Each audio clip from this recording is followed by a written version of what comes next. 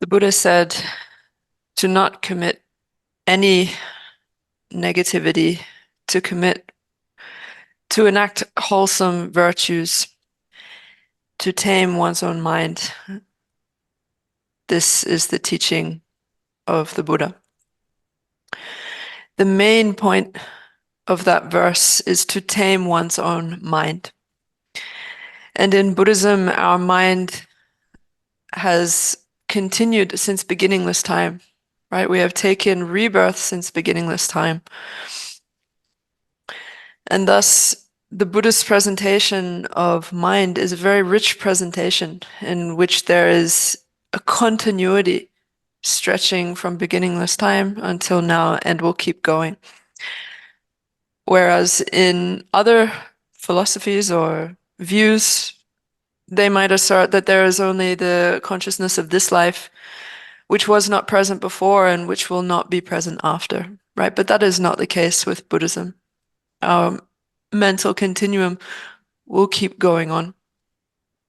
And therefore, because we view the mind in this way, we need to tame it, right? It is something that is to be tamed if we want to achieve happiness, whether of this life or the happiness of the state of omniscience.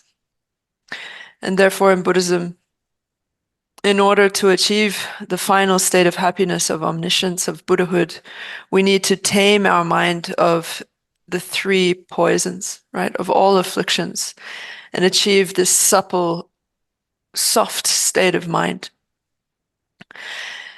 And this is fundamentally the teaching of the Buddha. It's the teaching of the Indian masters who came after him and of many Buddhist masters throughout Asia. So with regard to the way we tame our mind, first we need to understand where our unhappiness comes from. Does it come from outside, right? Is the external world the cause for all our sorrow?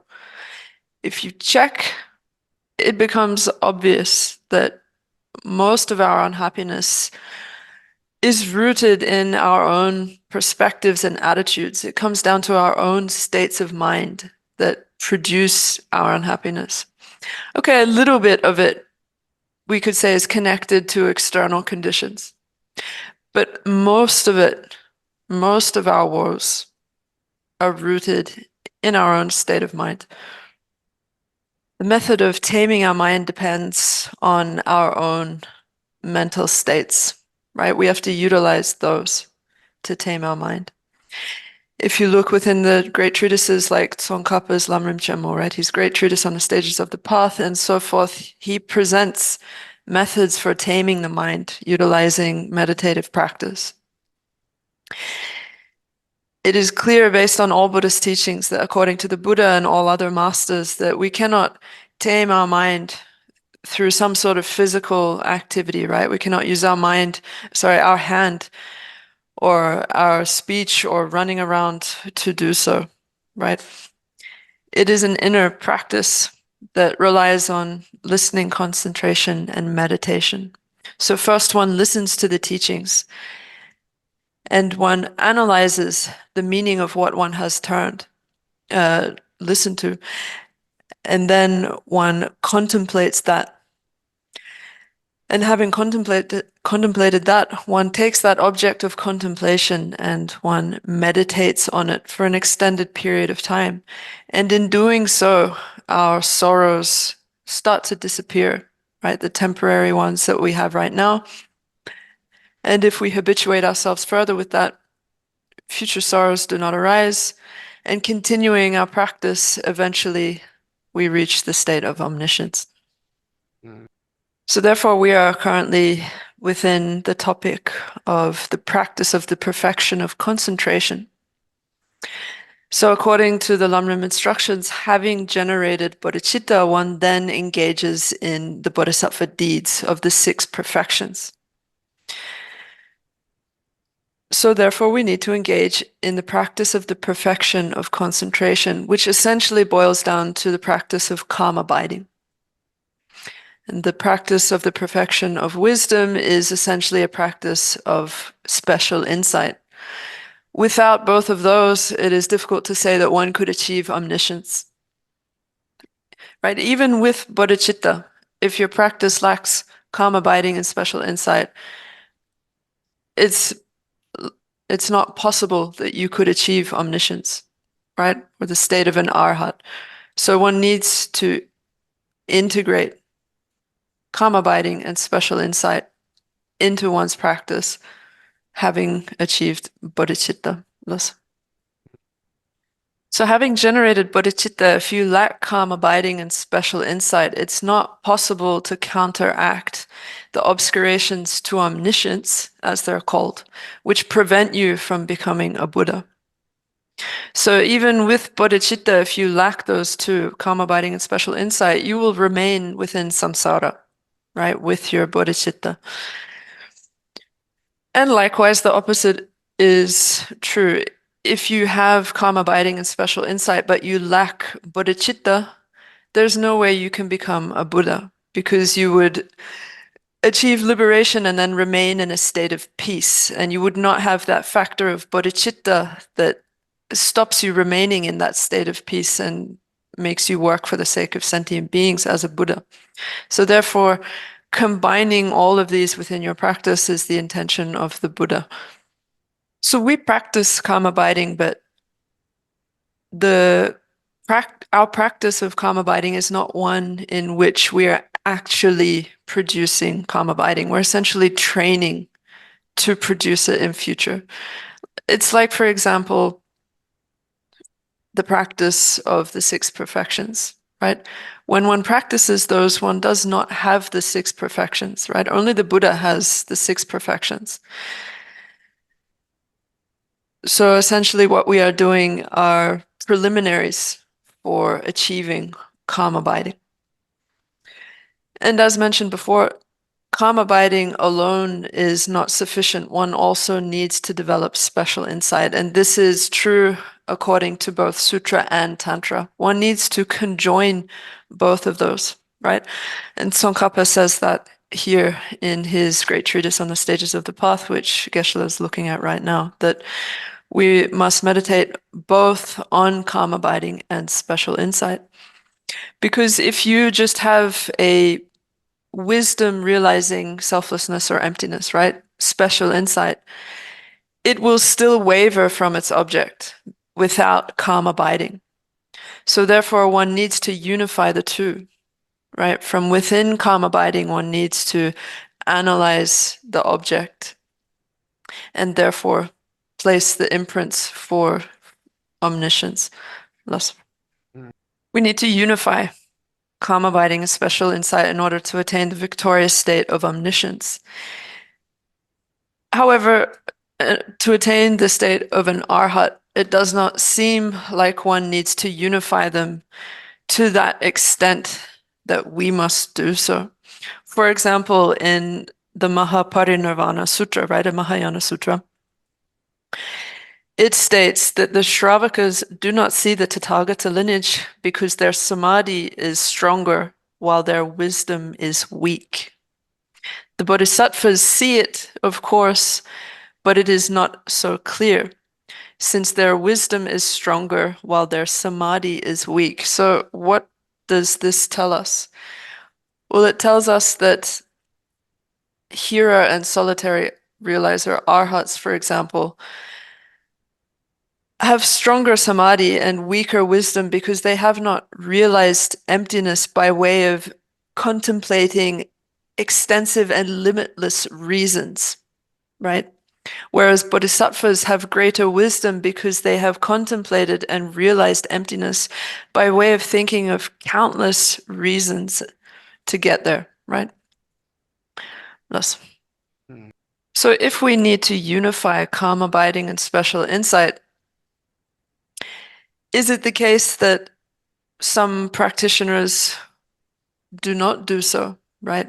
Within the vast paths of Buddhism? Is it the case that some achieve calm abiding and do not generate special insight, or the opposite, where some just generate special insight while not giving rise to calm abiding? Apparently not. Their order is definite. And their order is that first one achieves calm abiding and then goes on to achieve special insight. And this is clear from Shantideva's Bodhisattva's way of life, for example, in the chapter on concentration. Oh, strange. I wrote this down the other day. Apologies, I can't find it now. But Shantideva says that essentially first one achieves calm abiding and then oh no, I have it here. Okay, sorry. So verse number 4 of the 8th chapter, Shantideva says, understanding that insight thoroughly joined with calm abiding totally destroys afflictions.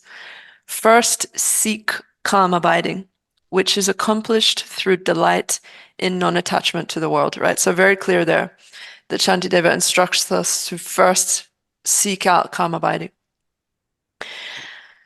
This one.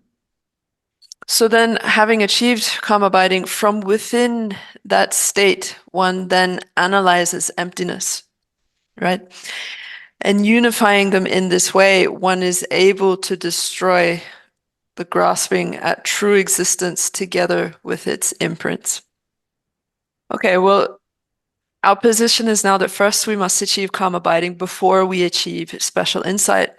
However, in some greater treatises, like for example, Asanga's Shravaka levels, it says the opposite. Now, this, of course, is a complicated point, and we could just let it be and say that, that's not our position, and we're going to stick with Tsongkhapa.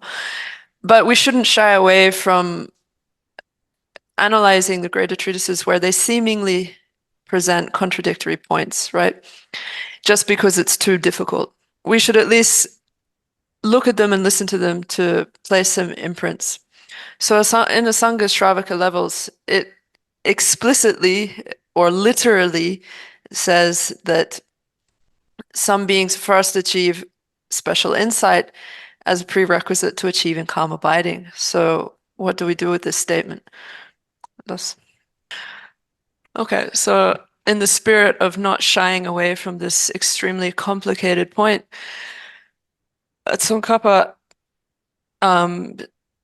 takes this quotation from Asanga from his compendium, and he gives the meaning of why Asanga would say, well, some people first achieve special insight in order to achieve calm abiding. And Tsongkhapa's interpretation of this difficult point to resolve it so that it does not contradict our position is that it means the following, and this is quite technical, that in order to achieve a calm abiding that is included within a preparation for the actual first concentration that realizes, and I guess just like just leave it if it's too complicated, but the whole spirit was to not shy away from this complicated point. So hang on, no.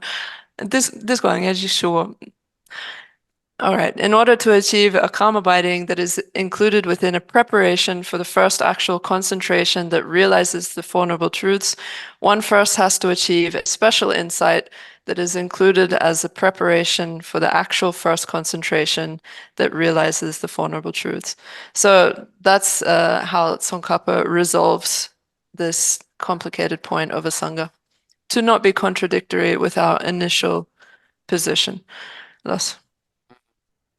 So the outlines within Tsongkhapa's presentation for cultivating calm abiding and special insight are how one individually trains in them and how one accumulates the collection for achieving them. And in particular here with relation to calm abiding, how one cultivates the collections of merit for achieving it, and then the measure of having achieved calm abiding. So when does one say one has actually achieved it? So as a prerequisite for calm abiding, one needs to practice it in a suitable place. And Maitreya, in his ornament for the Mahayana Sutras, states the 5 qualities that such a place should possess. So he says the intelligent people practice in a place which is accessible, is a nice place to live, where there is good ground and good companions, and has the requisites for comfortable yogic practice. So, with regard to it needing to be a nice place for meditation, we could say that that means it's a place that has been blessed by Buddhas and Bodhisattvas through their presence there, like a place that they came to. If one meditates in such a place like that, one receives those blessings and perhaps can achieve calm abiding quickly. For example, if you look in the life story of the Buddha, you can see the places that he meditated in and gain inspiration from those. We think that in order for us to enter into a calm abiding retreat, that we need all sorts of requisites and conditions and a huge amount of preparation. But if you look at the life story of the Buddha, he was simply sitting under a tree in the forest, right? When he first achieved calm abiding, that's where he was. When he achieved full enlightenment, likewise, he was under the Bodhi tree. So I think this is essentially a teaching in itself, right? The Buddha purposely achieved those states under a tree to show us that we do not need such grand preparation and requisites in order to practice in that way, right? To keep it simple, to cultivate contentment and reduce our desires.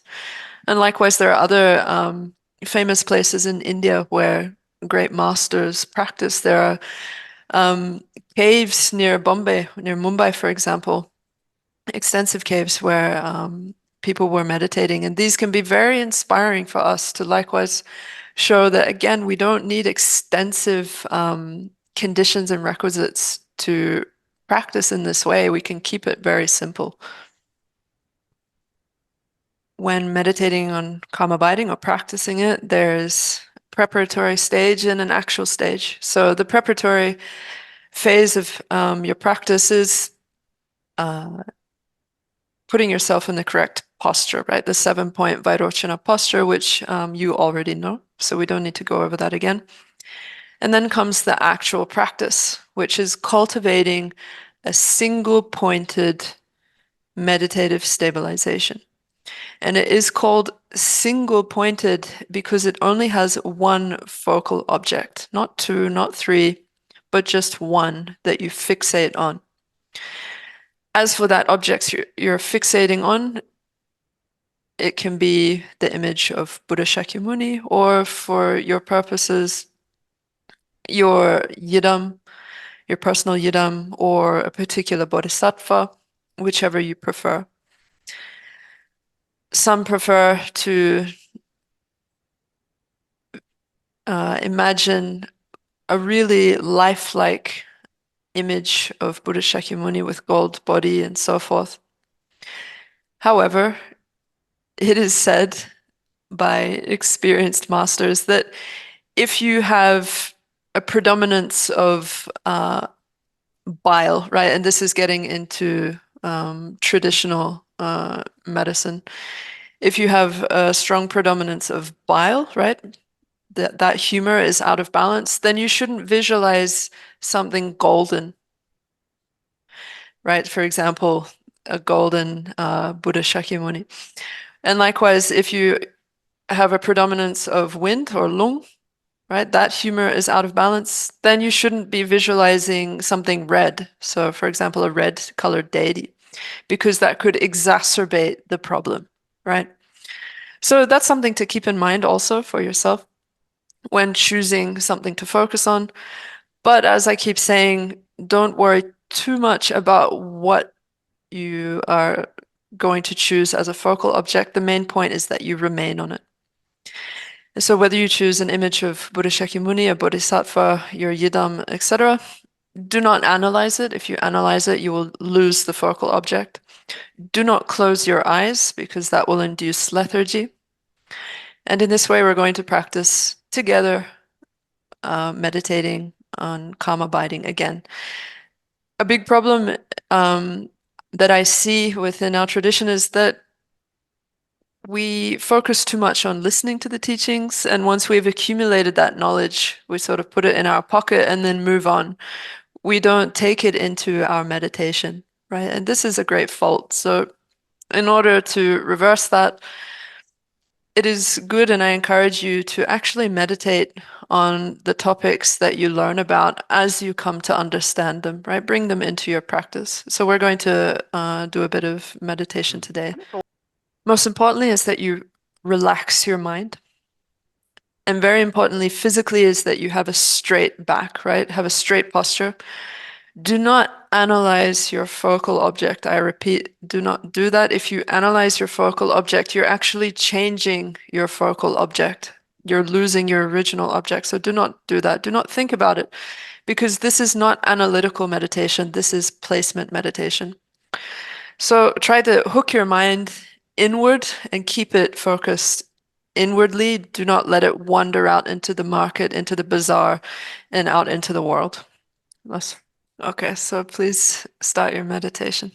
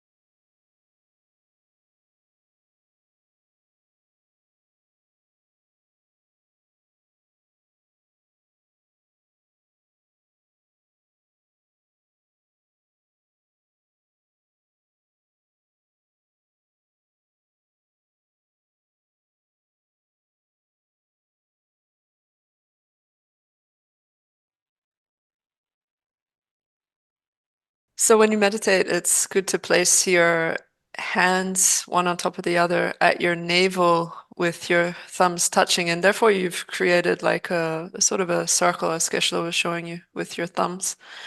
And that is symbolic. Within Mahayana Buddhism, that symbolizes like a jewel, such as the jewel that Avalokiteshvara holds in his palms, um, as symbolized by the empty space he leaves between when he doesn't press his palms flat together, right? Um, Likewise, you've got your four fingers overlapping each other. That is said to represent the Four Noble Truths. The empty space you create is said to represent emptiness. Um, and then your hands around that empty space represent conventional truth. So there's all sorts of symbolism that you can attach to these gestures or postures. Uh, some say that it's valid to meditate with your hand touching the ground, like the mudra that Buddha Shakyamuni uh, made, the earth touching mudra. And Geshe says these days you see some Westerners or even Indians meditating with their hands, one on each knee, sort of pinching their fingers like that. And Geshe says, I don't think that's anything to do with Buddhism. Yeah. So now within Tsongkhapa's presentation, we get to the methods for accomplishing calm abiding. So what are the faults we need to avoid and what are their antidotes? Tsongkhapa quotes Maitreya as separating the middle from the extremes, where Maitreya speaks of five faults, which are counteracted by eight antidotes, or sometimes called the eight applications. So that's one presentation for practicing calm abiding.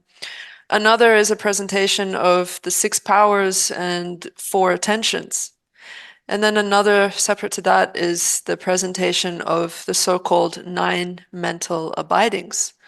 So there are actually multiple presentations that Buddha Shakyamuni himself gave, and likewise that you find within the commentarial shastras or treatises.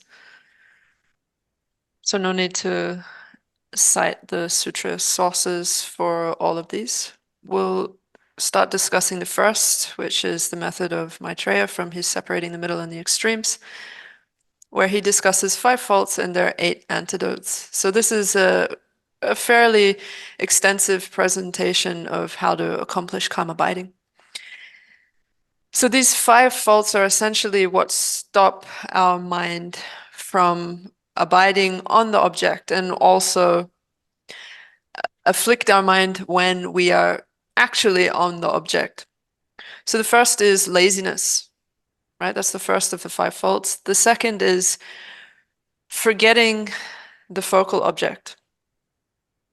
The third is laxity and excitement. The fourth is not applying the antidote when laxity and excitement are present. And the fifth is over application of the antidote when you're actually abiding correctly on the object. Instead of resting in that state, you instead apply the antidote when it's not needed. So those are the five faults. And the first of those is laziness. So laziness is a terrible obstacle to accomplishing anything, whether it be a mundane activity or a dharma activity. And the worst among all types of laziness is the laziness of procrastination.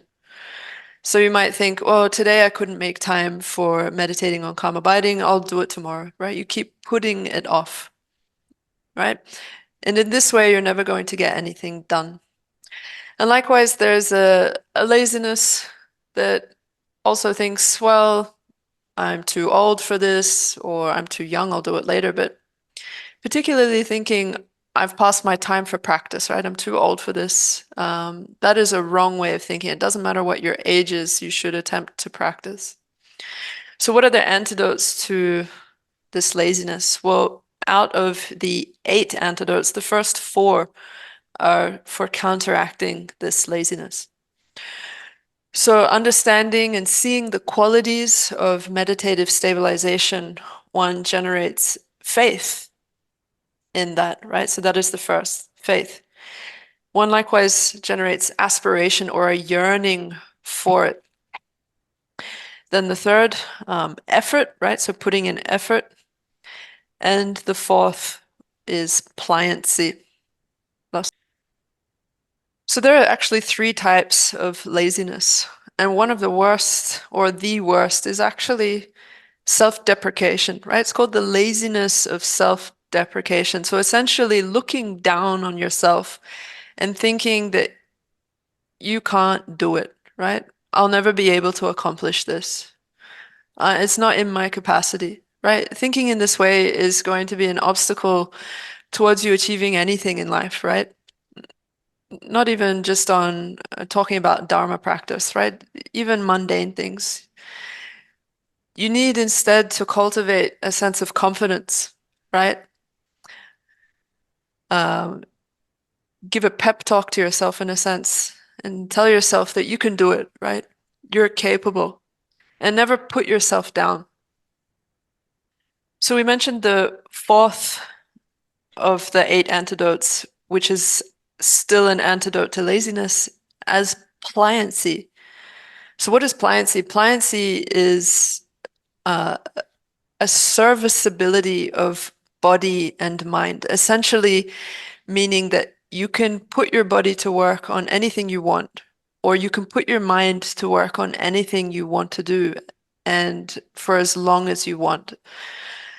So if you reach a state where you have achieved physical and mental pliancy, then of course you counteract this laziness, which puts things off or doesn't want to do things, because you are fully capable of putting your mind on any object of meditation for as long as you want.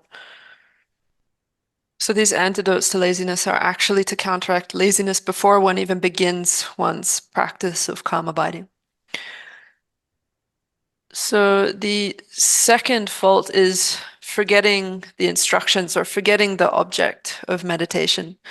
So the antidote to that is the fifth of the eight antidotes, which is mindfulness or non-forgetfulness. So mindfulness here is to counteract you forgetting the meditation instruction. It's not a general antidote to boost your memory in general life, right? It's simply within the context of calm abiding.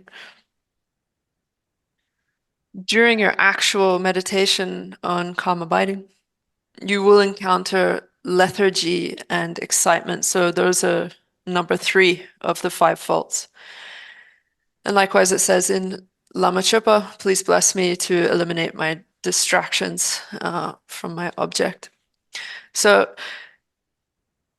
there's perhaps a difference between being distracted from the object and shifting to another object. And this is something that Geshe wonders if if there are some subtle differences between the two.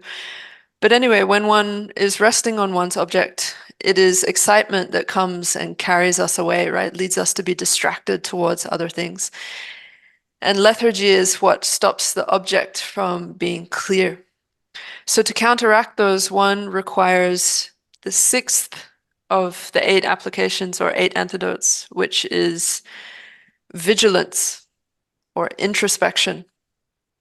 So introspection stands guard and checks, thinking, am I getting distracted right now? Or am I staying on the object, but am I losing clarity, right? These are the things that vigilance is checking for.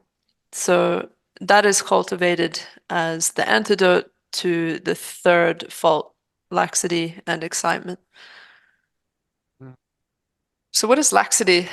You guys probably know of this famous depiction of cultivating karma abiding, where there is a monk running after an elephant, which is being led by a monkey, and also alongside them is a rabbit, right? And they traverse this difficult path where he eventually overcomes laxity and excitement to achieve calm abiding. So within that picture, the rabbit is laxity and the monkey is excitement, right? You see the monkey all over the place running up and down the trees in the picture, and that is to depict our inability to stay on the object.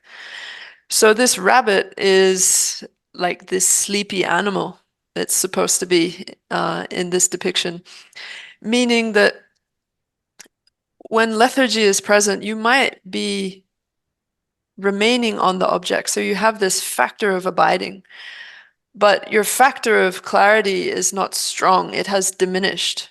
And that is when you know you have laxity. So that is what you should be aware of.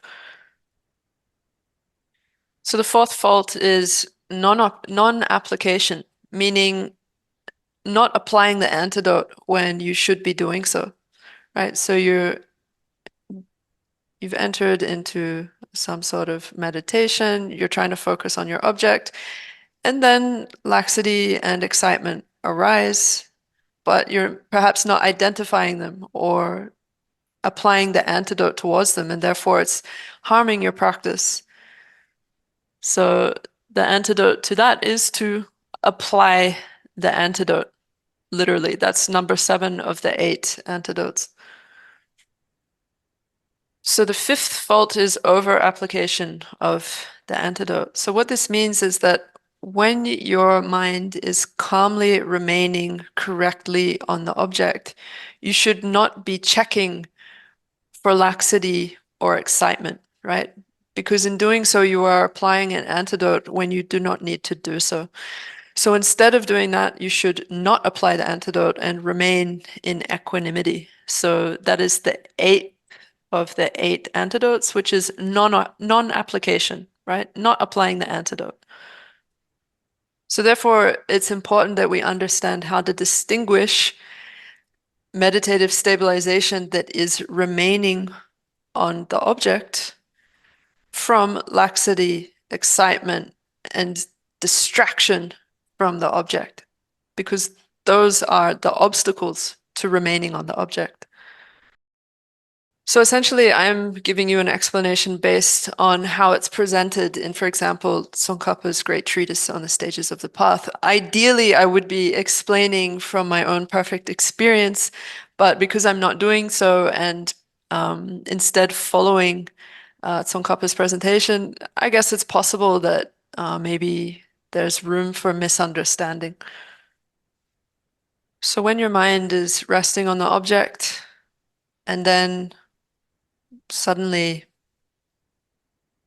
excitement arises, right? A form of attachment comes along and it draws you away to being distracted with something else. It is important at that time that you recognize that, oh, excitement has arisen.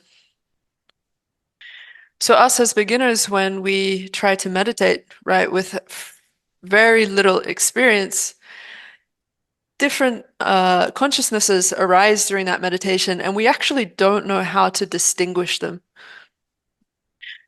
We're sort of okay at identifying more coarse states of consciousness. For example, we know I'm going, I'm sitting, I'm staying.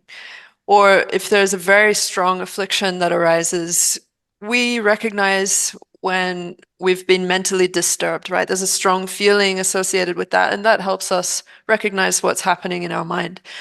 But as for these states that are obstacles to our meditation, such as laxity and excitement, we haven't really trained ourselves to recognize them, right? We haven't trained ourselves to be aware of when we're actually getting distracted. So we don't normally pay attention to that, but now we need to start training ourselves to pay attention to getting distracted from our object. The continuity of mindfulness is incredibly important to cultivate when you meditate, right? That is what we are going to try and cultivate now as our main aid in meditation, right? A continuity of mindfulness. Right, so set that as a motivation before you begin that I'm going to maintain mindfulness. That can help. So once again, do not change your focal object, right? Don't decide on an image and then think halfway through, "Oh, okay, I'm getting sort of sick of this. Maybe it was the wrong one," and then switch it. Likewise, don't worry about the color of the image or the deity. Like first it's white and then you get a bit bored or upset with it being white. You want to change it to something red or to yellow, right? Don't do this because it's really not important. What's important is that you stay on your object. So once again, do not change your focal object. Tsongkhapa says clearly in his treatise that you are not to change your meditative object. He says, if you change your focal object, you will not achieve calm abiding. Likewise, your object of meditation shouldn't be something real that exists in front of you on the table or whatever, like a mug or a flower or a statue there and so forth. It is clearly instructed that it needs to be mentally created, right? Because what happens when I take the mug away or the flower, I put it behind my back? You don't see it anymore, right? And therefore, you need to start training yourself to imagine an object. Okay, so begin your meditation, please.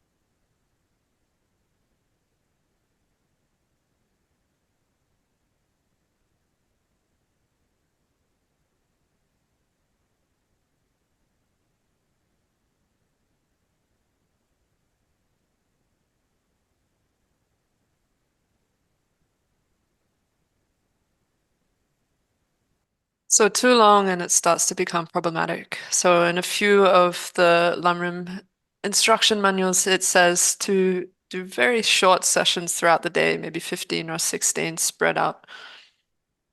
I mean, if you're capable and you have experience to do so, then meditate for 2 or 3 hours. There's nothing wrong with that. In the West, we recognize that when our minds are agitated or we're stressed, that we should go out into a beautiful environment. Maybe we go to the sea, or we go mountain climbing, or we play with our cat, we play with our dog, and it sort of releases some of that tension.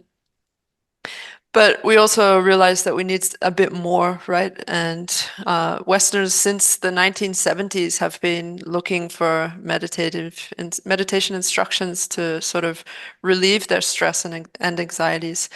And now it's this mindfulness movement has come into the mainstream. Doctors are learning it. People in the army are learning it. His Holiness talks a lot about how the Buddhist practice has become secular in this way, and that is a very good thing.